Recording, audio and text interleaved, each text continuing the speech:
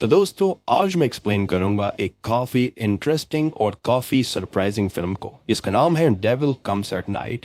ये मूवी काफ़ी बढ़िया है, आपको देखने में मज़ा आएगा। और अगर आप इस मूवी को देखना चाहते हैं तो मुझे इंस्टाग्राम पर फॉलो कर लीजिए, उसका लिंक आपको नीचे डिस्क्रिप्शन में मिलेगा। मैं वहां पर आपको इस मूवी को देखने के लिए लिंक दे दूंगा। बाकी हाल ही में ही मैंने डेमज़ल नाम की काफ़ी इंटरेस्टिंग फिल्म को एक्सप्लेन किया है बड़ा खतरनाक कर्सेल्स के अंदर। और अगर आपने बाई चांस उस वीडियो को मिस कर दिया है तो उसका लिंक मैं आपको नीचे पिन कमेंट में दे दूंगा, जाकर चेकआउट कर लेना। तो चलिए अब बिना किसी देरी के चलते हैं सीधा वीडियो की तरफ।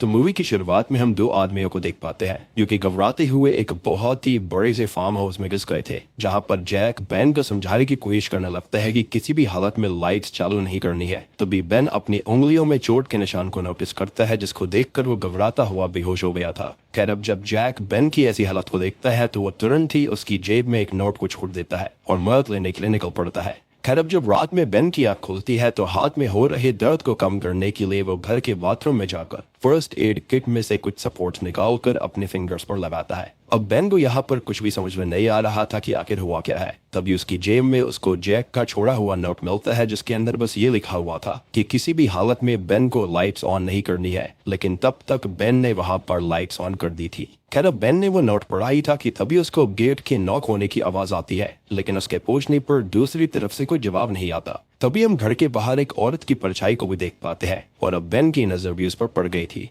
उस औरत के साथ उसका हस्बैंड भी था, जो कि बेन को बाहर आने का इशारा करता है और खुद को इंट्रोड्यूस करवाते हुए वो लोग ये बताते हैं कि असल में वो बेन के ही पड़ोसी हैं, जिनको जब ये पता चला कि बेन अब उस फार्म हाउस में रहने आया है तो वो उससे मिलने के लिए आ गए। जिस पर बेन बोलता है कि असल में वो उस फार्म हाउस में अपने पिता के कुछ अधूरे कामों को पूरा करने के लिए आया है, जिनकी अभी हाल ही में ही 2 हफ्ते पहले एक कार एक्सीडेंट में मौत हो गई थी। जिसको सुनकर ये कपल, जिनके नाम लीसा और टिड थे, उनको बेन के लिए काफी बुरा लग रहा था। पर बेन उनको बोलता है कि असल में उसके पिता अपने काम में बहुत ही ज्यादा व्यस्त रहा करते थे, इसलिए बेन के रिश्ते उनसे कुछ खास नहीं थे। अब वो सभी सारी बातें कर ही रहे होते हैं कि तभी अचानक से लीसा और टिड बेन को उनके घर पर आने के लिए फोर्स करने लगते हैं, जिस पर बेन साफ इनकार कर देता है। लेकिन वो अभी भी बेन को काफी ज्यादा फोर्स कर रहे थे, जो कि वियर्ड था। इसलिए बेन गुस्से ने उन्हें वहां से भगाकर कर खुद घर के अंदर चला आता है। तभी उसको जैक का भी कॉल आता है, जो कि खुद भी बहुत ज्यादा डरा हुआ था। साथ ही साथ वो किसी से बचने की कोशिश कर रहा था। अब बेन जब उससे सारी बातें पूछने की कोशिश करता है तो जैक बस उसको जल्दी से जल्दी फार्म से निकलने के लिए बोलता है, क्योंकि जैक के हिसाब से फार्म में कुछ तो अजीब था।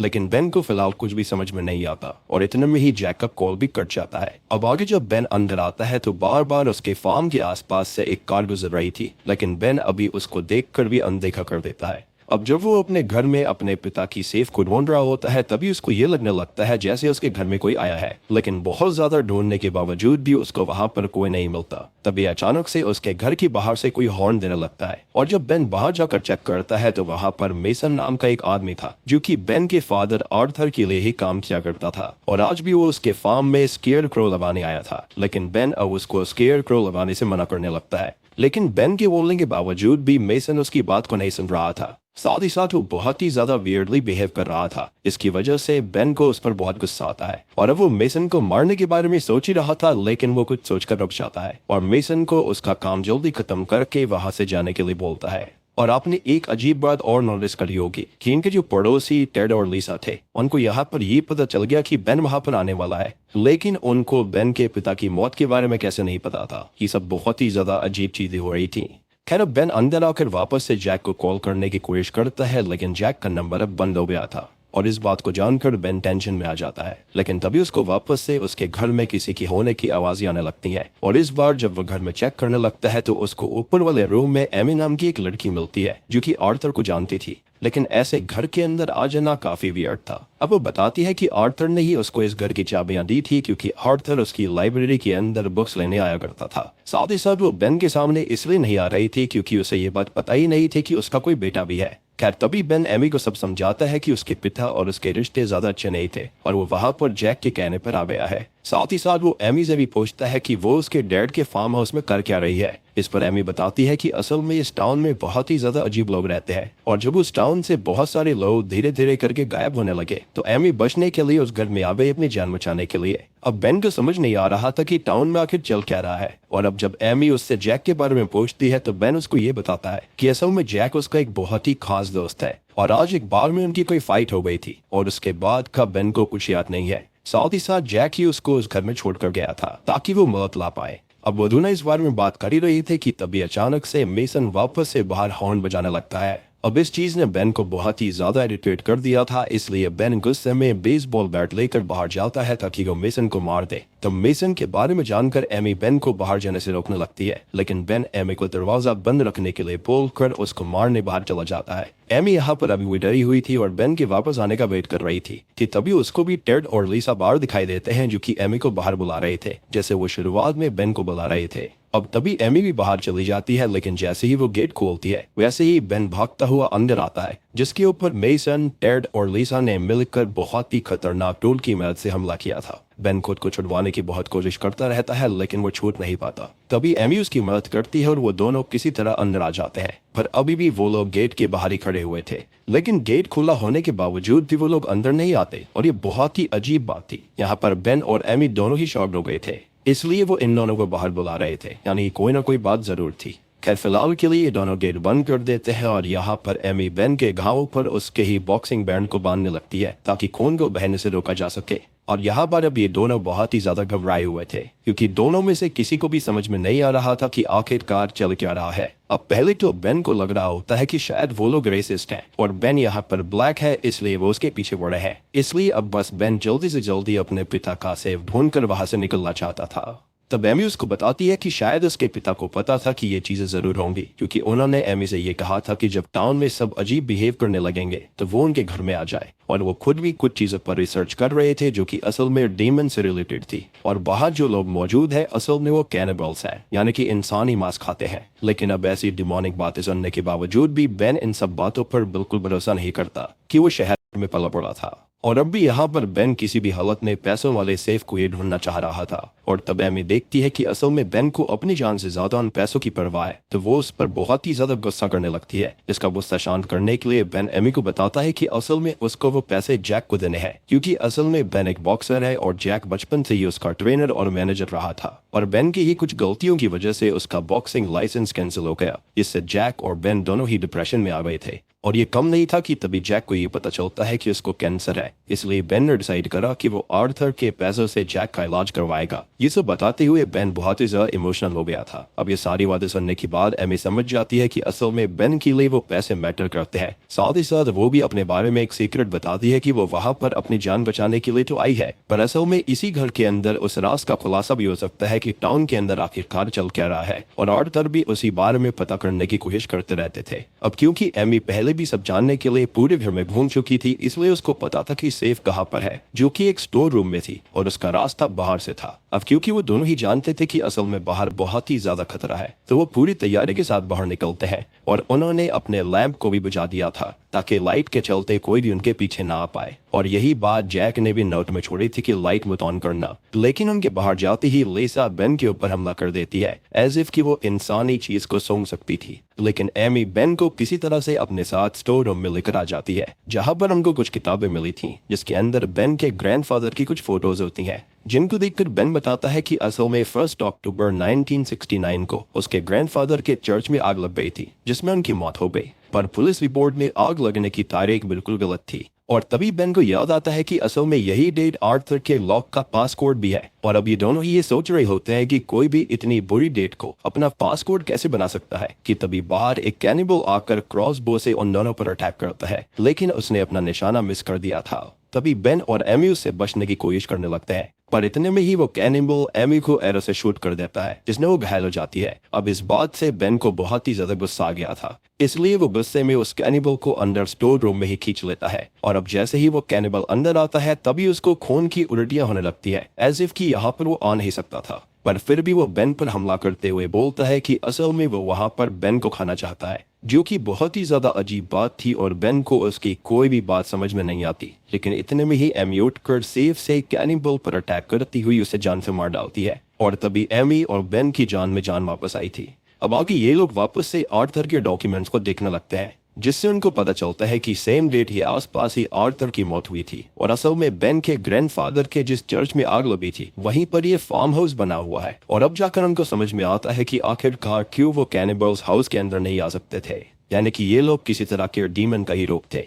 और ऑब्वियस सी बात है कि वो चर्च वाली जगह पर कैसे आ सकते थे। और अब उनको समझ में आता है कि क्यों एक कैनिबल के अंदर आते ही उसे खून की उल्टियां होने लगी थी। साथ ही साथ अब बेन को भी एमी की बातों पर भरोसा हो गया था, पर अभी भी उनको ये समझ में नहीं आ रहा था कि आर्थर के डैड ने पासकोड की डेट वही क्यों रखी है, यानी कि उसके ग्रैंडफादर की मौत की। और अब वो लोग इस बारे में सोच ही रहे थे कि तभी उन्हें किसी के डोर नॉक करने की आवाज आती है। अब पहले तो इन दोनों में से किसी को कुछ भी समझ में नहीं आता और ना ही ये कुछ बोलते, लेकिन तभी बाहर मौजूद आदमी बेन का नाम लेते हुए ये बताता है कि असल में उसको जैक ने भेजा है ताकि वो बेन की हेल्प कर पाए। और अब ये बात सुनने के बाद बेन अपने हाथ में वेपन लेकर एमी के साथ बाहर जाता है जहाँ पर जे खड़ा हुआ था। तभी जे से बात करने पर बेन को पता चलता है कि असल में जैक तो हॉस्पिटल में है। अब वो बताता है कि बार में जिन लोगों से उनकी असल में लड़ाई हुई थी उन्होंने जैक को पकड़ लिया था और उसके बाद उन्होंने उसको मारकर हॉस्पिटल में पहुंचा दिया। अब इस बात को सुनकर बेन को बहुत ही ज्यादा बुरा लगने लगता है। अब जे बेन को उसके साथ चलने के लिए कहता है, जिस पर बेन मना कर देता है, लेकिन जब जे उसको फोर्स करने की कोशिश करता है तो बेन को उसके ऊपर भी शक हो गया था। साथ ही साथ वो समझ गया था कि असल में जे भी उसी कैनिबल कल्ट का हिस्सा है। अब इतने में ही वहां पर मेसन भी अपने बाकी लोगों के साथ आ जाता है जो कि असल में सारे ही कैनिबल्स थे। और वो बेन को ऑफर देते हैं कि अगर वो खुद को मेसन को सौंप देगा तो वो लोग किसी को भी हर्ट नहीं करेंगे। इस बात पर बेन साफ इनकार कर देता है क्योंकि वो सब घर के अंदर नहीं आ सकते थे। लेकिन मेसन के साथ ही तभी जैक को पकड़ कर लेकर आते हैं जिसको उन्होंने बंदी बनाया हुआ था। अब जैक को देखकर बेन उसको बचाने के लिए बाहर जाने लगता है, लेकिन तभी एमी उसको रोक लेती है। और अब क्योंकि बेन अभी भी बाहर नहीं आया था इसलिए मेसन अब बेन के सामने ही जैक की जान ले लेता है, जो कि सच में एक बहुत ही डरावना सीन था। और ये देखकर बेन को बहुत ही ज्यादा गुस्सा आता है और वो टूट जाता है। तभी वो गुस्से में बाहर जाकर मेसन की तरफ बढ़ने लगता है, लेकिन तभी अचानक से ही वो जे की तरफ मुड़ता है और अपने हाथ में मौजूद हथियार की मदद से जे का गला चीरता हुआ उसके हाथ से एक गाड़ी की चाबी लेकर जल्दी अंदर भाग जाता है। अब अंदर आकर उसे बहुत ही ज्यादा बुरा लग रहा था क्योंकि उसका आखिरी दोस्त उसकी वजह से ही मारा गया था, लेकिन एमी उसको किसी तरह से संभालती है। तभी बेन उसको बताता है कि असल में वो बहुत ही बुरा इंसान है क्योंकि उसकी वजह से उसका खुद का करियर बर्बाद हुआ। अब जैसे जैसे वो चैंपियनशिप्स को जीतता गया वैसे वैसे ही उसको पार्टीज और दारू की आदत लग गई, जिससे उसकी परफॉर्मेंस बेकार होने लगी। इस चीज ने जैक को भी उदास कर दिया था, पर बेन ने उसको वापस से खुश करने के लिए चीटिंग का सहारा लिया। उसने अपने ग्लव्स के अंदर पीओपी का इस्तेमाल किया और साथ ही साथ आयरन प्लेट्स का भी, जिससे उसके ओपोनेंट जो थे वो एक ही पंच में नॉकआउट हो जाया करते थे। पर बाद में उसको लोगों को बुरी तरह से हर्ट करने में मजा आने लगा और फिर जब वो पकड़ा गया तो उसको और जैक को परमानेंटली बॉक्सिंग से बैन कर दिया गया था, यानी कि जैक भी किसी और को ट्रेन नहीं कर सकता था। और उसके बाद ही जैक डिप्रेस्ड हो गया था, साथ ही साथ उसकी कैंसर की रिपोर्ट्स भी उसी समय आई थी। और इसको सुनने के बाद भी एमी बेन को संभालने की कोशिश करने लगती है और अब एमी की भी ऐसी हालत देखकर बेन डिसाइड करता है कि वो जैक की मौत का बदला लेगा। लेकिन उससे पहले वो सेफ को खोलते हैं जिसके अंदर उनको एक रिकॉर्डिंग और साथ ही साथ एक सीडी मिलती है, जो कि असल में उस दिन की रिकॉर्डिंग थी जिस दिन उसके ग्रैंडफादर के चर्च में आग लग गई थी। अब जब वो दोनों उस रिकॉर्डिंग को सुनते हैं तो उनको ये पता चलता है कि असल में उस दिन बेन के ग्रैंडफादर ने मेसन की माँ का एक्सोर्सिज्म किया था। जी हाँ, जिसके अंदर एक डीमन आ गया था और एक्सोर्सिज्म के दौरान जब ग्रैंडफादर डेविल को वापस हेल में जाने के लिए बोलते हैं, यानी कि वो डीमन नहीं था बल्कि डेविल था, तो डेविल ये बताता है कि असल में उस डेविल की मदद से मेसन फादर को ही मारना चाहता था, क्योंकि मेसन ने डेविल से डील करी थी कि अगर वो किसी साफ नीयत के इंसान का फ्लैश खाएगा तो उसको गॉड लाइक पावर्स मिल जाएंगी। पर उस समय जैसे तैसे करके ग्रैंडफादर डेविल को वापस भेज देते हैं, लेकिन जाते जाते अपनी हार के बदले डेविल ने मेसन को ये कर्ज दे दिया था कि अगर उसको अपनी पावर सच में पानी है तो उसको उसी फादर या फिर उसके ही आगे के वंशज का फ्लैश खाना होगा। और अब आपको समझ में आया होगा कि क्यों ये लोग बोल रहे थे कि उन्हें उसका फ्लैश खाना है। और जब बाद में मेसन ने ग्रैंडफादर को मारने की कोशिश करी, उनका फ्लैश खाने की कोशिश करी, तो उन्होंने खुद ही यहाँ पर आग लगाकर खुद का खात्मा कर लिया। और बाद में उनका बेटा आर्थर भी कार क्रैश के दौरान मारा गया और बचा यहाँ पर सिर्फ बेन था। इसलिए ये लोग उसको देखकर खुश हो गए थे, क्योंकि शक्तियां पाने के लिए बेन उनके लिए एक उम्मीद की किरण बनकर आया था, या फिर ये कहे अंधकार बनकर, क्योंकि ऑब्वियस सी बात है डेविल के पुजारी हैं तो ये दुनिया के अंदर तबाही लाने वाले थे, डार्कनेस लाने वाले थे, ना कि लाइट को। और इसलिए मेसन बस बेन को मारना चाहता है। अब ये सारी चीजें जानने के बाद बेन और एमे बहुत ही ज्यादा शॉक्ड हो जाते हैं, लेकिन अब तक बेन ने पूरा मन बना लिया था कि वो मेसन को मार कर रहेगा। तभी वहां पर मेसन आ जाता है जो कि कुछ देर में उस घर में आग लगाने वाला था ताकि वो बेन को बाहर निकाल सके,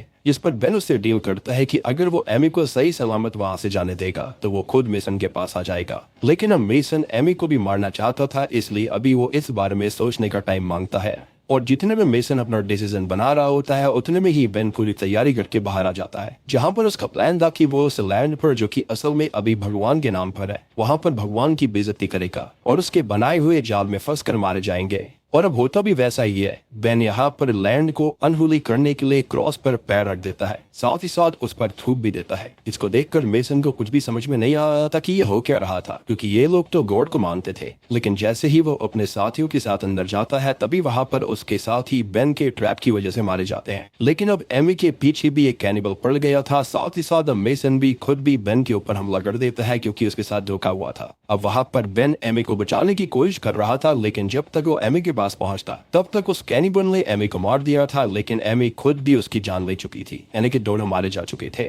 यानी कि उसने जानबूझकर ऐसा दिखाया कि वो यहाँ पर गॉड को नहीं मानता और ये जगह अनहोली है ताकि ये लोग अंदर आने पर मजबूर हो जाए, और हुआ भी ऐसा ही। अब ये सब देखकर बेन को काफी गुस्सा आता है, लेकिन अब वो मेसन के सामने कुछ नहीं कर सकता था, इसलिए वो हार मानकर बैठ जाता है। और अब जैसे ही मेसन को मौका मिलता है वो तुरंत ही बेन की गर्दन काट कर उसका फ्लैश खा लेता है, जिससे वो बहुत खुश होता है। लेकिन बेन मेसन से ज्यादा खुश होता है क्योंकि असल में ये सब उसका एक ट्रैप था। वो खुद असल में बेन था ही नहीं, बल्कि असली बेन को तो रिहैब सेंटर में पहुंचा दिया गया था, जहां पर वो असली बेन से मिला था। और असली बेन ने ही उसको आर्थर के सेफ के बारे में बताया था जिसमें पैसे हो सकते थे। और क्योंकि वो आदमी असल में अच्छा आदमी नहीं था, इसलिए उसने पैसे चुराने की सोची। अब ये सब जानने के बाद मेसन बहुत ही ज्यादा परेशान हो जाता है क्योंकि बेन के बुरे होने की वजह से अब उसकी पावर्स बहुत ही कम हो गई थी। उसको यहाँ पर एक नेक इंसान को खाना था, यानी कि आर्थर के पिता के वंशज को, लेकिन यहाँ पर तो उल्टा ही हो गया। और अब इसी चीज का फायदा उठाते हुए एमी भी पीछे से उठकर नकली बेन की मदद करते हुए मेसन को उसी तरह से मार देती है जैसे कि उसने जैक को मारा था। यानी कि एमी यहाँ पर अभी बच गई थी। और अब अगले दिन हम नकली बेन और एमी को जे की कार की मदद से टाउन से बाहर जाते हुए देख पाते हैं, जहां पर एमी नकली बेन से उसका नाम पूछती है